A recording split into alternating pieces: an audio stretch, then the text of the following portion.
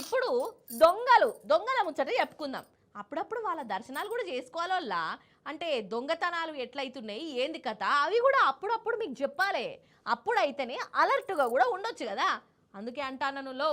అయితే ఇప్పుడు నేను మీకు దొంగలు చేసిన కళా పోషణలు కాదు చూయించేది, వాళ్ళు ఎట్లా ఇరుక్కపోయిరో చూయిస్తా. చూడండి మరి జప్పున. ఈ పైల్వాన్లు పెద్ద పెద్ద దొంగలు చూస్తుంటే పెద్ద అమాయకులు లెక్కనే మొక్కలు పెట్టిరు కదా. దొరికినంత కుక్కలు ఆస్కర్ అవార్డు లెవెల్ పర్ఫార్మెన్స్ ఇస్తారు. మరి వీళ్ళు పెద్దపల్లి రైల్ స్టేషన్ లో కాడ దొంగతనాలకు తెగబట్టుకుంటారు. అనుమానం వచ్చి చెక్కింగ్ చేస్తే ఫోన్లు పైసలు బయట పడ్డాయి. ఇక జనాలు దొరకబట్టి సన్మానం చేసిరు. మరి జనాలు సన్మానం చేసినాక పోలీసులు లేకుంటే ఎట్లా? వాళ్ళు కూడా పట్టుకోపోయినట్ట స్టేషన్ కు. ఇక వాళ్ళ స్టైల్ కూడా చేసే ఉంటారు.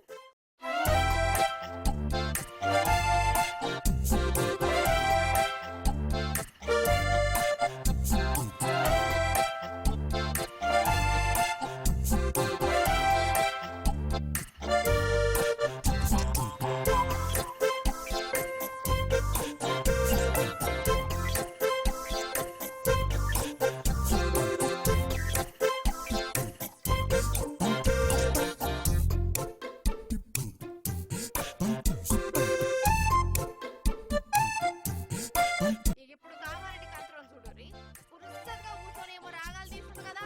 ఈయనకో బ్యాచ్ ఉన్నది, దాకా రాగిరు. ఇక ఇంకా రాకపోతే జేబుల పైసలు లేనట్టున్నాయి. ఏటీఎం ని భూతం పెడదామని చూసిరు, కన్మూరు వారిపోయారు. ఈయన దొరికిపోయిండు. ఎట్లెట్లా కళాపోషణ చూపించి రోజు చెప్తుండు ఇనాల మీరు.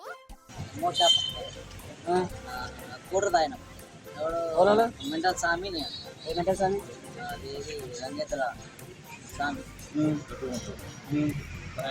ఇంకా తాపి అంటే లివర్ పైసలు అని అన్న ఆల్రెడీ స్వామి నీకు దగ్గర పైసలు లేవా అని చెప్పేసి అని అనుకుని ఆయన దగ్గర బిల్లు కడుతున్నా ఆయన నా కవర్ తీసుకొని వెళ్ళిపోయాడు.